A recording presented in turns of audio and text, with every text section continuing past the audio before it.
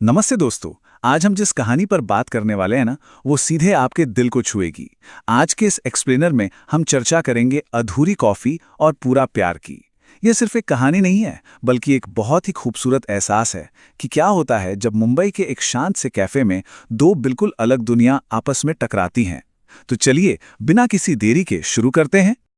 अच्छा, सबसे पहले जरा इस लाइन पर गौर कीजिए, क्योंकि मेरी लव स्टोरी का जो मुख्य पन्ना था उस पर अब तक किसी का नाम नहीं था, लेकिन अब वहां सिर्फ आयशा लिखा है। सच कहूं तो ये लाइन इस पूरी कहानी की धड़कन है।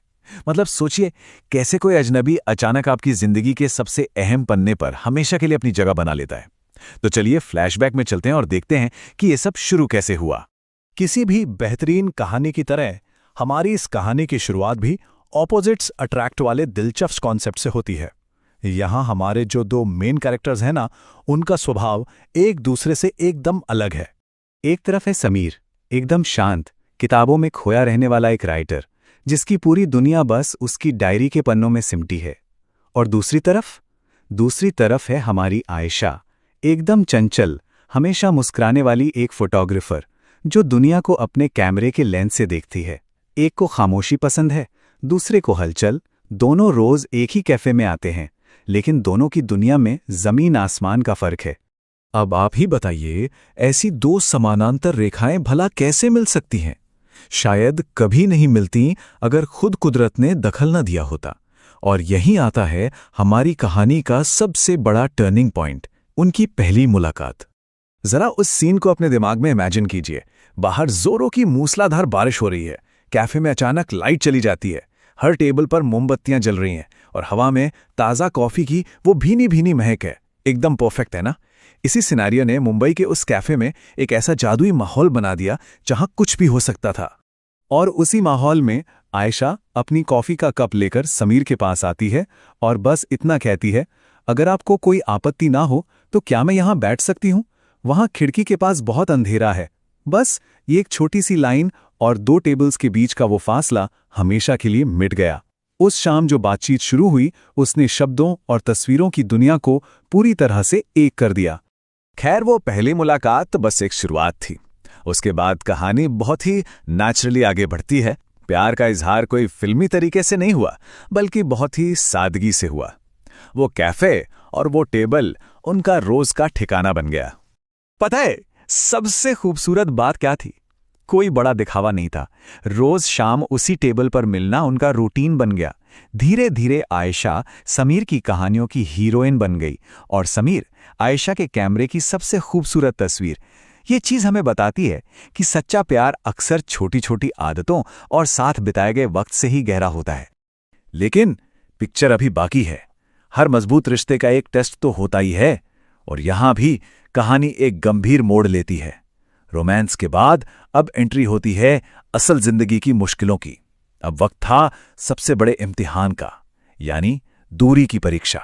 हुआ कुछ यूं कि आयशा को अपनी ड्रीम जॉब के लिए पेरिस जाना पड़ा, और यहीं से शुरू हुआ लॉन्ग डिस्टेंस का वो असली स्ट्रगल। 2 साल का लंबा वक्त, वीडियो कॉल पर होने वाली वो अनचाही बहसें और एक दूसरे की याद में कटने वाली वो रातों की नींद।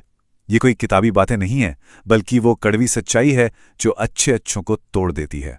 पर ऐसे मुश्किल वक्त में एयरपोर्ट पर समीर का जो रिएक्शन था ना, वो सच में दिल जीतने वाला था। उसने रोती हुई आयशा से कहा, अगर हमारा प्यार सच्चा है तो ये दूरी हमें जुदा नहीं करेगी, बल्कि हमें और मजबूत बनाएगी। तुम अपने सपने पूरे करो, मैं यहां हमारी अधूरी कहानी पूरी करूंगा। वाह, इसे कहते हैं असली समझदारी। प्यार का मतलब किसी को बांधना नहीं है, बल्कि उसे उड़ने के लिए पूरा आसमान देना है।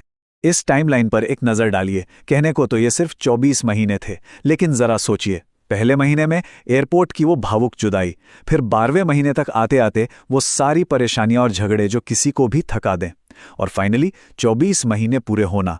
यह सफर बिल्कुल भी आसान नहीं था। लेकिन जो बात सबसे खास है वो ये कि इन पूरे 2 सालों में उनका एक दूसरे पर से भरोसा रत्ती भर भी नहीं डगमगाया। और इस मुश्किल परीक्षा के बाद अब हम आते हैं कहानी के सबसे इमोशनल और खूबसूरत हिस्से पर, यानी पुनर्मिलन। कहानी ठीक वहीं लौटती है जहां से सब कुछ शुरू हुआ था। पूरे 2 साल बाद जगह वही है, कैफे की वही पुरानी टेबल है और सामने कॉफी के 2 कप रखे हैं। अचानक समीर की आंखों पर कोई पीछे से हाथ रखता है। वही जानी पहचानी खुशबू, वही एहसास। समीर को मुड़कर देखने की भी जरूरत नहीं पड़ी। वो बिना देखे ही समझ गया कि उसका इंतजार खत्म हो गया है। और तब आयशा के वो शब्द गूंजते हैं, मैं वापस आ गई, हमेशा के लिए। सच कहूं तो ये सिर्फ कुछ शब्द नहीं है, ये उन 2 सालों के सब्र का सबसे मीठा फल है। एयरपोर्ट पर किए गए उस वादे की जीत है। और अब इस पूरी कहानी का सबसे परफेक्ट मोमेंट देखिए। समीर ने मुस्कुराते हुए अपनी नई किताब आयशा को दी। किताब का नाम था खिड़की के पास वाली वो लड़की, और डेडिकेशन में क्या लिखा था? समर्पित मेरी आयशा को। जिस अधूरी कहानी को पूरा करने का वादा समीर ने किया था, वो अब एक मुकम्मल रूप ले चुकी थी।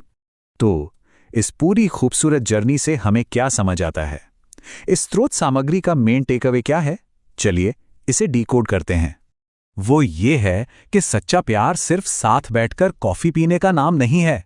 सच्चा प्यार वो है जो वक्त और दूरी की सबसे कठिन परीक्षा में भी कभी कमजोर ना पड़े। ये कहानी साबित करती है कि प्यार सिर्फ शारीरिक उपस्थिति का मोहताज नहीं है। ये तो भरोसे, धैर्य और एक दूसरे के प्रति अटूट विश्वास पर टिका होता है। अब जाते जाते मैं आप सबके लिए एक सोचने वाला सवाल छोड़ना चाहता हूं।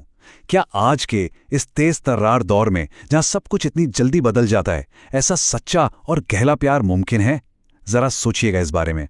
इसी के साथ हम आज का ये एक्सप्लेनर यहीं खत्म करते हैं। अपना वक्त देने के लिए बहुत बहुत शुक्रिया।